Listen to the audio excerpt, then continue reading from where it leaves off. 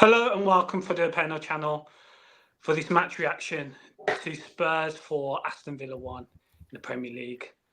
Bro, wasn't our day today, man.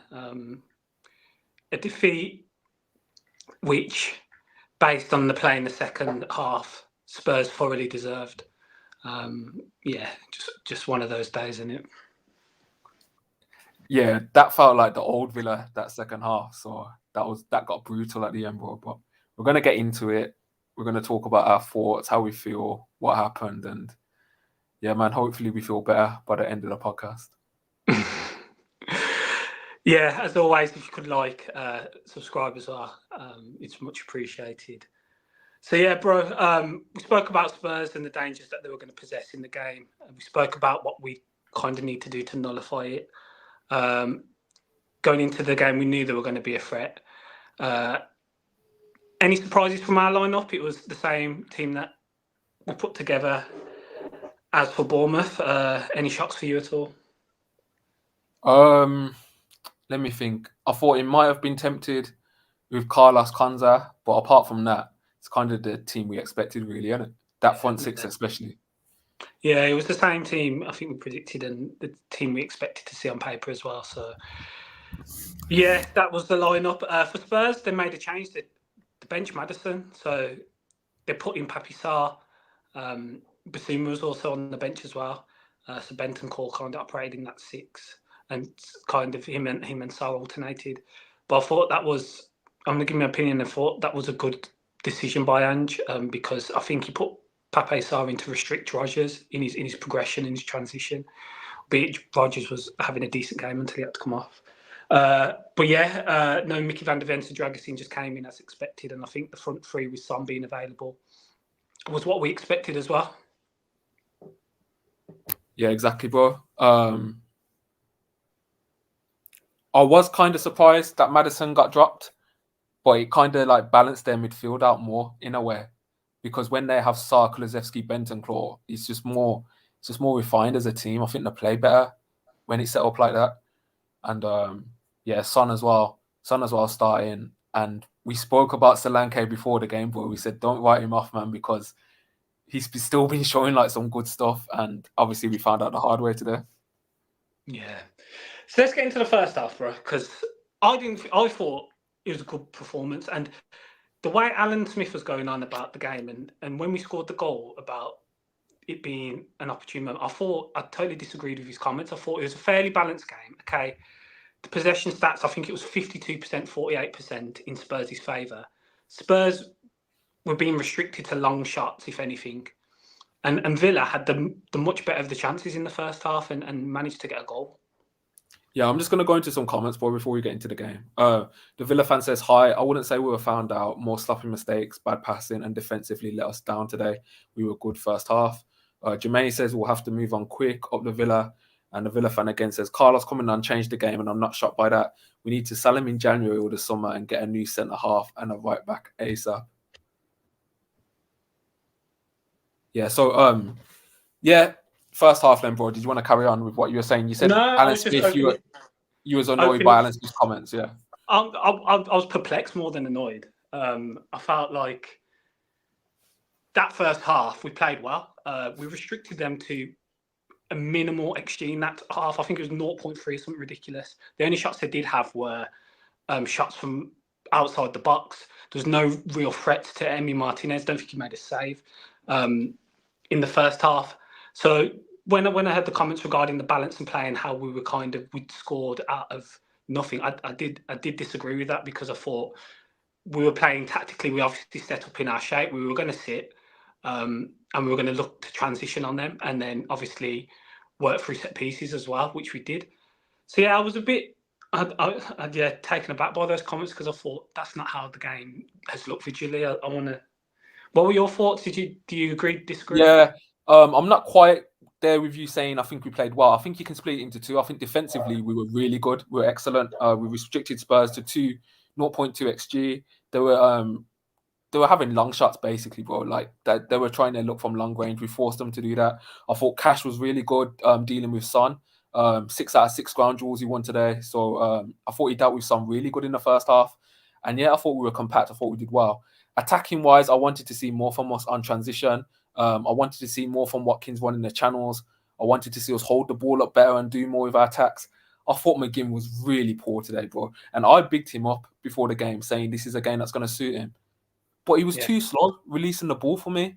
He was holding onto it too long, and some of them were fouls. I'll give him that, but most of them weren't fouls, bro. I wanted to see quicker play.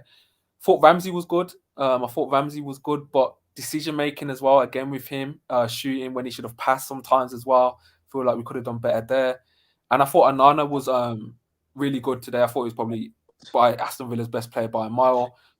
He won most of his ground duels first half. He was getting about the pitch.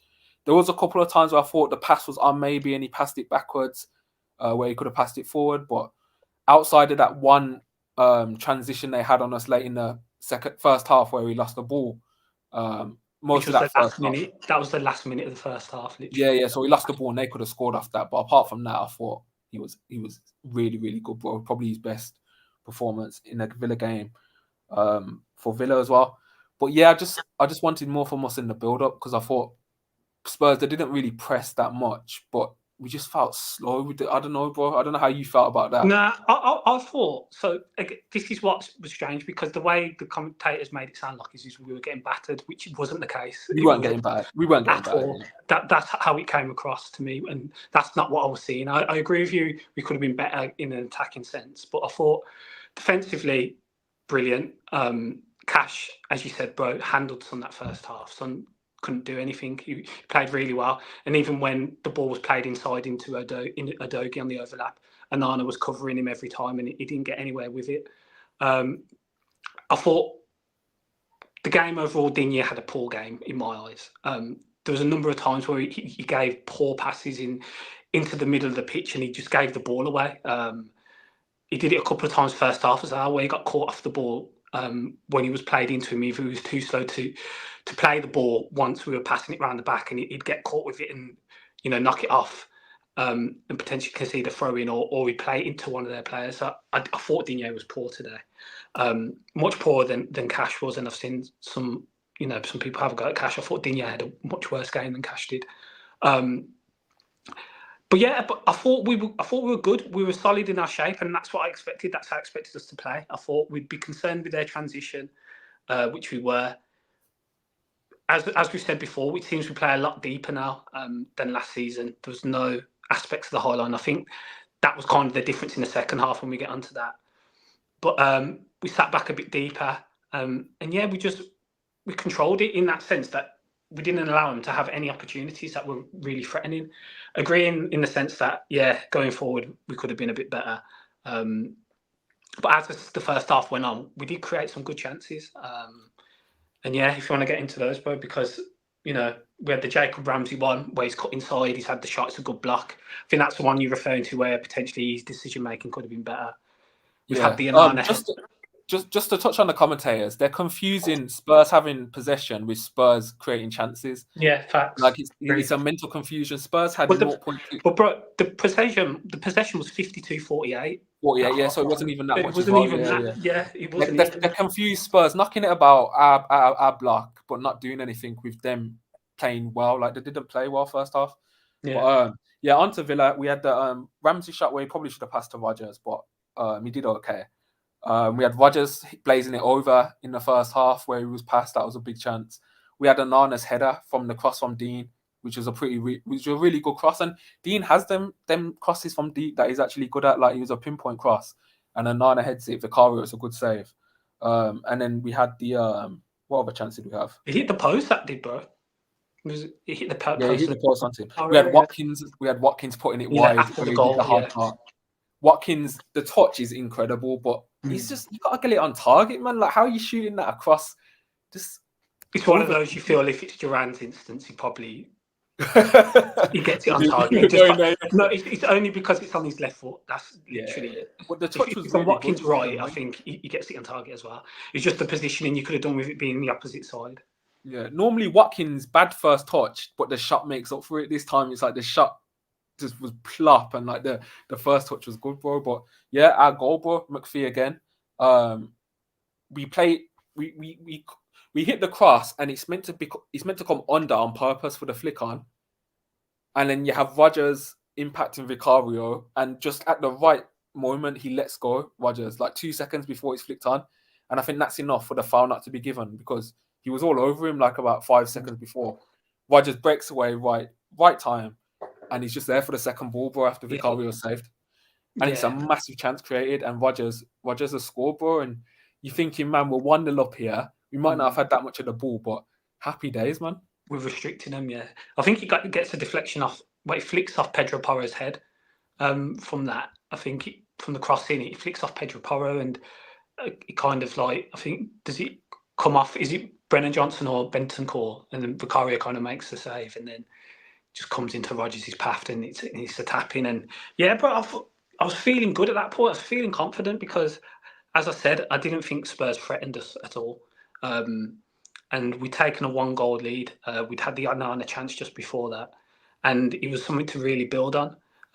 With Spurs going more on the, at us and committing more players, I thought this would be an opportunity where we're going to have breakaways, where we're going to have 3-on-2, 4-on-3s, and it's whether we can take our opportunities. But he kind of didn't manufacture that way. So yeah, it was positive, man, and I really thought, as an away performance against a side, who are going to come at you in the first half, which you have done most of this season, and if it has gone bad, it's the second half where they've been poor.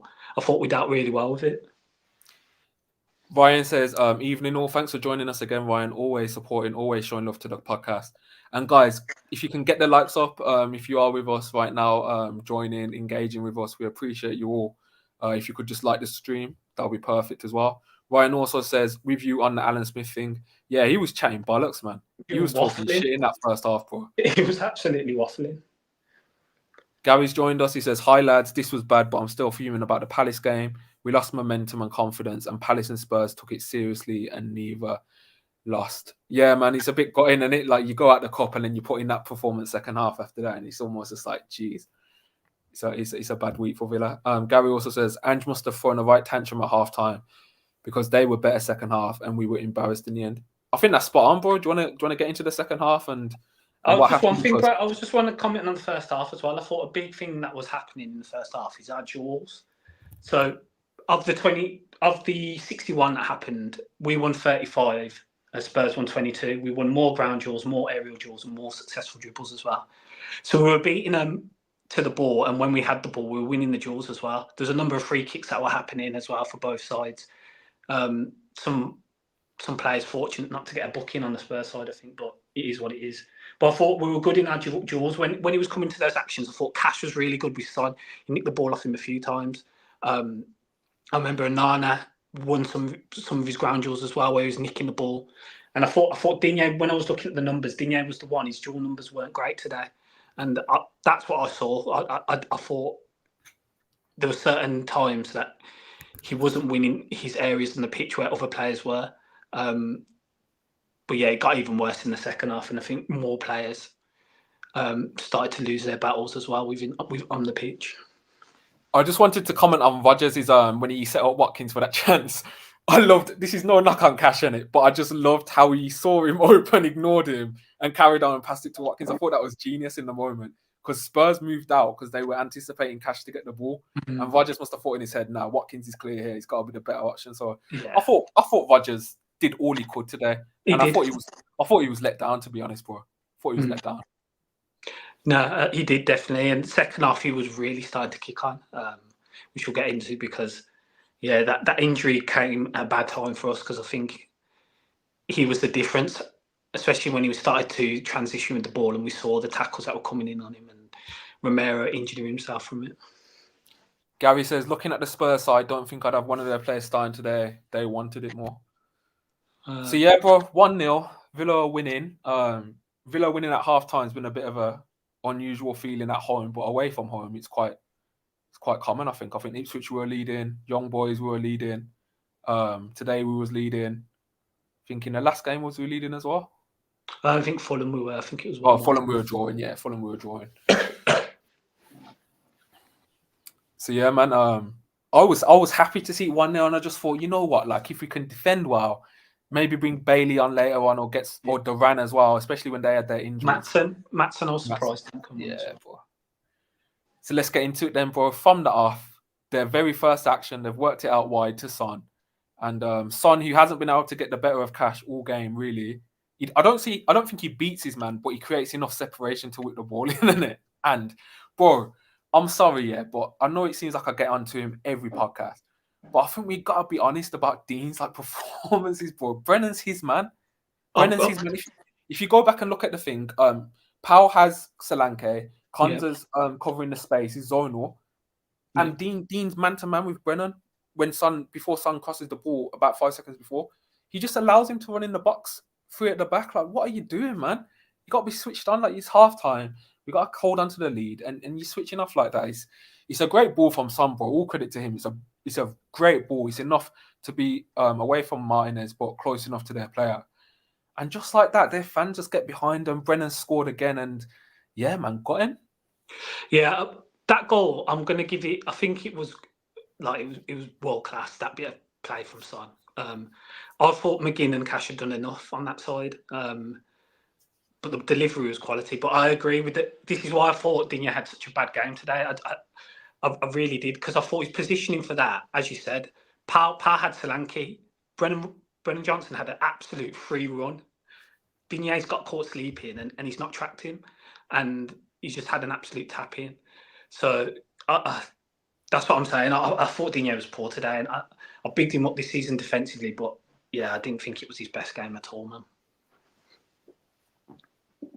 And yeah, as you said, bro, we had the cover. We had the cover out on that side, which makes it more annoying. Like, we was in shape. We wasn't out of shape that much when the was played. Like, we're there. We're there, bro. Gary says, have we got too reliant on Rodgers? We look one-dimensional now. I think this is a narrative that's building, because once Rodgers comes off the pitch, we look lost. We look lost. We like that carrier. Fair point. Credo, thanks for joining us as always. Says, yeah, I think it changed when Rodgers went off, for sure. Hope he's not injured. I think Emery said he doesn't think the injury is serious, but Cash has an issue with his calf, but I think Rodgers is going to be okay. Rodgers looked vexed when he come off, bro. Like, he looked vexed. He did. And I think maybe the sub was supposed to be Duran for Watkins, but then Rodgers got injured and Unai just didn't want to risk him. Yeah. I think it was precautionary on Unai's part. We've got big games coming up as well. I think it was precautionary, but yeah, it did seem to change the game again, because even though they'd scored, they had about 2-3 minutes where the pressure was on, and then I thought we did that well to calm that down and gain some control back in the game from that point. And then it kind of felt the momentum was shifting back in our favour, and if someone was going to score, we were going to get a second, and yeah, it didn't quite materialise that way. Yeah, facts, bro. Gary says, passing out the back looks good, but wow, last 2 games we've been terrible. Gary also says, Maddison and Kamara may need to start now. Yeah, I think we're going to see Duran, maybe Maddison and Kamara versus Brugge. I don't know how you feel, but I think Duran gets to start against Brugge. Yeah, potentially, bro. Potentially. What was your thoughts on our playing out from the back today? And another question, I just want to hear your thoughts on. It seems to me that we play deeper now in terms of our shape. So the pressing has maintained the same. We still press on targets. We have certain moments when we press hard, but the majority of the time we sit off with the two of Watkins and Rodgers. But our line feels like it was a lot higher, and I think if our average position, I think it would have been a lot higher last season than it has been this season. It seems to be deeper, and I thought at times in the second half it would potentially have worked in our favour if we were higher, because the distances between the midfield and the defence when they were transitioning were massive, and they started getting some really high quality chances and opportunities because of that reasoning. I don't know. I want to know your thoughts. Yeah, I hear what you're saying. In terms of our passing out the back, I don't know about you, but it feels like the gap between our attack and defense just feels bigger and bigger. Like, we're going long quite a lot of the time, and it's just not on sometimes. I think they did well to block out Tielemans today, especially as he's our main creator from deep. I thought as well, first half, second half, when Powell passes the ball to Dean, because I don't think Spurs were pressing that intense, but because he can be quite slow to like get the ball out and set himself. It's almost like they're cheating yards. Like they don't have to bomb it down and attack Dean like that. Like there's a slowness to it. And if you just look at their goals today, Powell on the ball, probably one of his worst Villa games I think I've seen. I have seen that. Obviously, his home's in Villarreal, isn't it? Or Valencia, sorry. So obviously they're having their issues as well. Maybe his mind wasn't completely focused on the game today. Saw his Instagram post after as well. He didn't talk about the game. He just said straight to thinking about the people who are suffering as well, which is understandable. Yeah. Maybe Powell's head wasn't completely in the game. Thought Carlos coming on as well. Just the passing was there. Yeah, I think we contributed to our own downfall today. I thought Tielemans' final ball let him down as well, bro. Yeah. Yeah, it was just interesting because I think I mentioned last time that it seems we play longer as well at times, isn't it? There's examples of that again today, which I think is fair at times because, if Spurs are pressing high, then potentially you have the opportunity to have the numbers up the pitch where you can get into 2v2 situations. We tried it a few times, the ball wasn't sticking. I thought Romero and Dragusin were dealing very well when that was the option against Watkins and Rodgers. And I don't think really that's Rodgers' game as much as it is Watkins. Watkins can do that and make it stick at times. So I thought we got a bit more success when Duran came on in that aspect because Duran, I think he's got a better leap, and he was winning a few flick-ons and nod-ons, playing long didn't really work when we had that starting 11 and. The passing out, we struggled at times. But then in the first half, we did have some opportunities to transition and get into good areas where Onana made some good turns. Tielemans made some good turns as well. And I just thought the second half we kind of capitulated in that sense. And it wasn't a good watch, man. Gary says Son looks super vexed when he come on. Yeah, he come off, he didn't look happy either. Gary says Spurs are a pressing team. We should adjust tactics against teams like them, although it worked in the first half. And Gary, we appreciate the comments, man, saying, think the Bailey and Philogene issue without DRB is a big problem now. Yeah, they didn't really do much when they came on either, did they? Although I thought the subs were too late. I don't know how you felt. Yeah, I did. I don't know. I just think Unai just got this one wrong with the bringing on Duran for Watkins. It just didn't... No, playing Duran and Watkins together, that just didn't feel right. It feels like our shape just went once that happened. We lost an extra man in midfield, obviously, because you're playing with two strikers now, and one of those has to drop, and that's not really either of their games, to be honest. So you kind of lose that space then. You create more space for Spurs because there's not a player in that position, and I think they went on to dominate, and the goals just flew in after that. So yeah, I think just that sub, potentially Watkins could have come off for Duran and maybe someone else come on for Rodgers at that point, and kind of keep a similar shape. But just not have two strikers up front.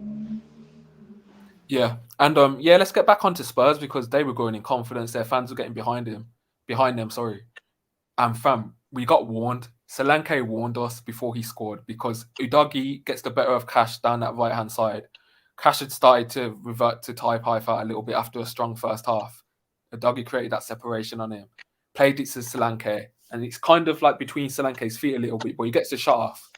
And it was a great save from Martinez. And when I saw that, I thought, okay, that's the warning. Their actual goal, bro, it's weird, isn't it? Because Watkins gets the ball. He tries to like nutmeg their player. Yeah. If you remember, he tries. And I'm not going to get mad at him because we're in our shape still, innit? We should defend it better. Yeah, agree. But I think it was Sarr that kind of carried the ball a little bit, falls to Kulusevski. Solanke makes the run. The ball's fantastic, bro. We spoke about Kulusevski's creative abilities, decision making's improved this season. And Konza, arguably, does he have to step up? Does Powell not jump so eagerly? I think he does because he sees the line, he can see everything, and he appears for the offside. So it must be in his head that he's trying to play him off. So yeah, dude, because you can see the line, and he's the one who's been caught out, and he's the furthest defender away. When that's usually the case, he should be one of the first to be stepping up and being in line. So yeah, he's kind of slow to step up there. But it is quality play from Spurs. It's a good. It's really good.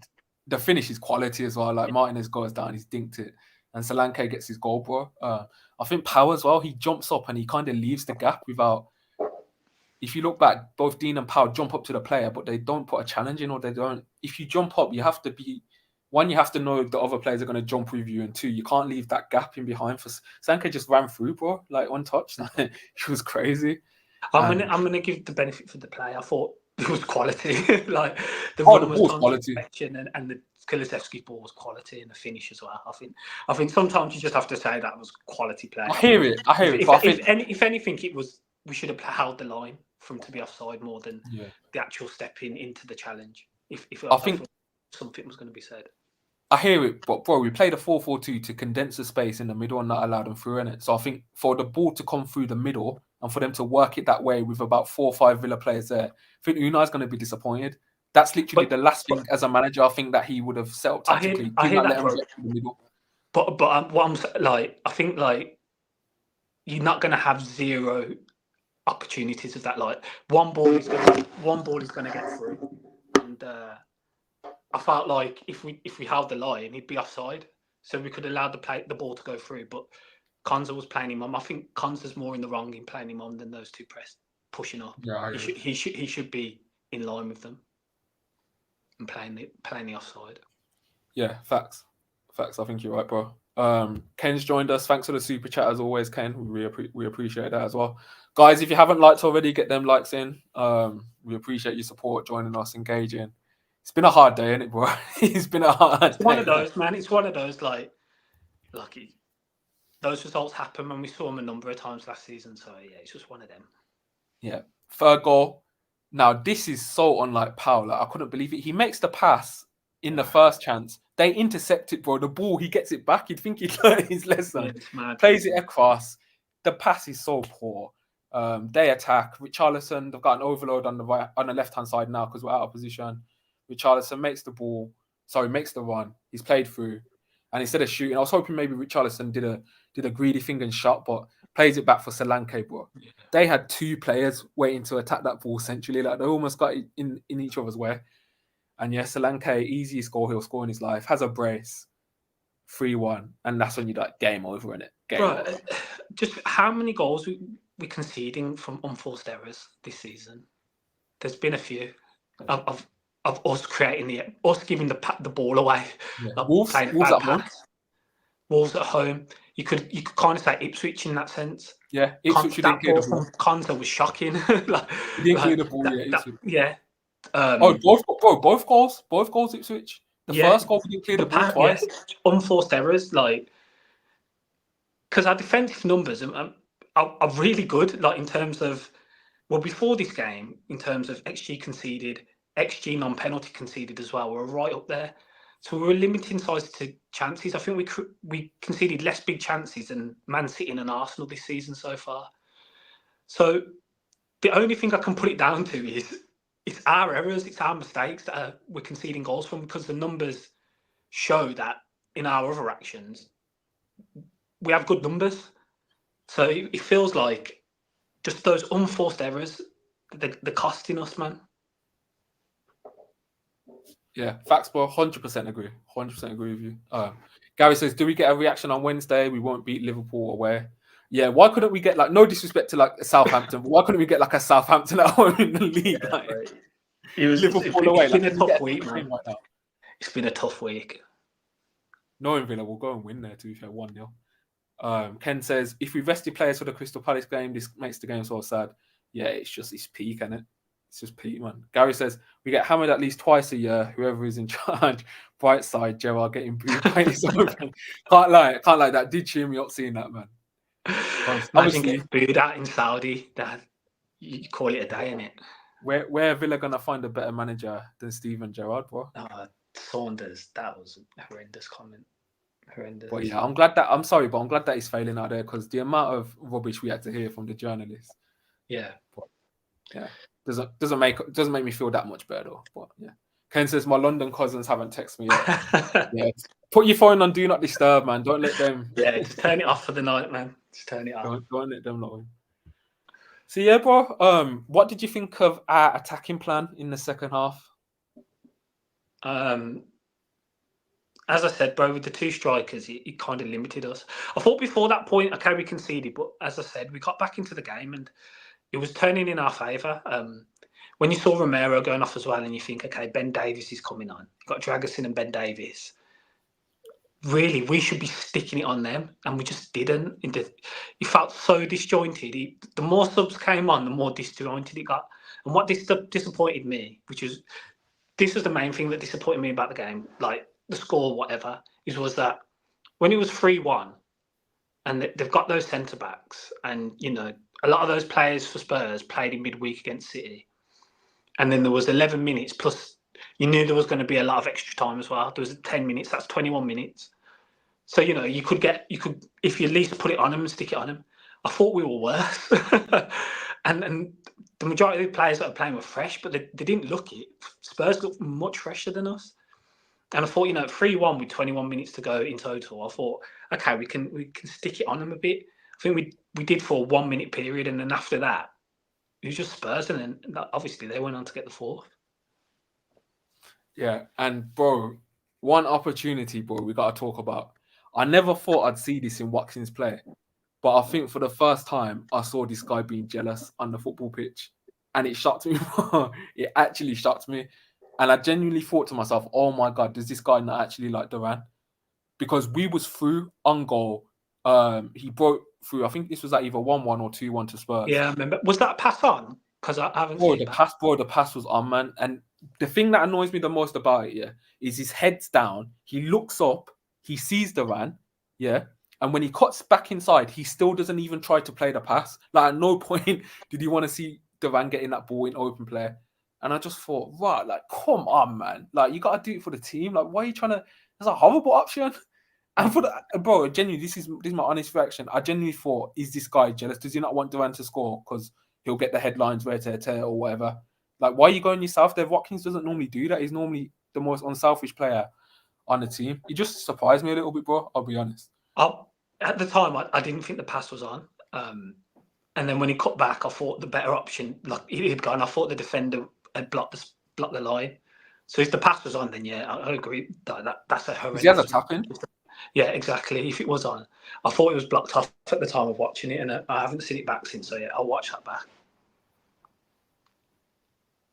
So yeah, I hope that's just not a developing thing where these men aren't just gonna. I thought most of our decision making today, bro, like people were playing for themselves. It felt like Ramsey I spoke about earlier. Bro, even when like the extra time, it was individualism, like Bailey and Bidace and stuff like that. Yeah, just on board. Them two are on bullshit. Yeah, bro, it was mad. They were just dribbling into corridors, and then I thought Jaden had one opportunity. I was like, go on and drive with it, and he just cut back again. And I was like, this is how it's gonna go today, man. Just wasn't our day, bro. Wasn't our day. And McGinn's comments at the end, what do you think? Yeah, we're getting into that, bro. We're getting into that. We got to get through. Spurs scored another one, and we got to talk about it as much as I hate the guy that scored. But Gary says Spurs want to win something, and we should be thinking the same, shouldn't we? Yeah, I think we do. Spurs rotated as well, innit? It just happened to be that City's team was also very rotated. Yeah, and they brought on those players as well. They played a number of first teamers did get minutes. Yeah, that's the thing about the Palace game for me. It wasn't the original team. It was just the guys on the bench, like just in case. All I wanted, but it's whatever. And we said he picked the same squad 100 times on it. So Gary says Watkins was terrible today. Dean and McGinn were poor also. So right then, bro. Do you really blame us for conceding free kicks? Or conceding a goal from a free kick, or is it just quality from Madders? I thought the wall was poor, wasn't it? Yeah. The wall was poor, man. That just showed the signs the whole day, man. He just compiled it really, because the setup was poor, and yeah, there's just a massive gap for him to stick the ball, and he did. Yeah, man, it's peak because that felt like 2013-14 Villa, where there's just like a complete collapse on Sky, and it like I don't think we've conceded more than 2 goals in a game to a team this season. Do you know what I mean? Like, we don't normally concede bare like that. It doesn't happen. So, and also players like Maddison and Solanke who had no form in terms of GA. Just here you go. I think it felt like that as well. I think the only way I would have felt worse is if like Werner came on and banged one or something like that. I would have just been Well, like, he banged midweek, bro. He got his goal, didn't that's what I'm saying. I thought if he came on, I don't even think I would have done the podcast today, bro. Yeah. So yeah, bro, 4-1. Villa dropped down to 6 with Chelsea picking up a point. And the whole top half of the Premier League, bro, is getting tight. It's getting real tight, man. And yeah, is it going to be harder to get Champions League this season than last, bro? Like, it's looking that way so far. We got Forest. Like, I'm not writing Forest off as dropping off. Like, their underlying numbers are really good. Like, we can't just assume Forest will drop off. Like, they could easily stay there and continue their little. But that's the thing, bro. Our underlying numbers are good as well defensively. So that's the one thing that's kind of confusing me at the minute because the numbers don't back up what I'm seeing. Yeah. But what I feel I'm seeing anyway, and the thing I can just think it's down to is unforced errors, and we kind of just need to cut those out. Well, the Bournemouth game, I don't think we deserve to concede in that game, but it just happened. No. Yeah. And yeah, both 6 points from our last 5 games in the Premier League. Drew against Ipswich, drew against United, drew against Bournemouth, beat Fulham, lost to Spurs, man. So, and I know you like to compare this season and last season. That's 3 points lost at our side we won last year. Yeah, I think in terms of teams we played, we're 7 points down. So, look, it's going to be tough, man. We always knew it's going to be tough, and the addition of Champions League football as well, and sides are going to get better, and it's looking ultra competitive minute in the league. And yeah, as a top 10, I think what is Newcastle are on 3 points behind us.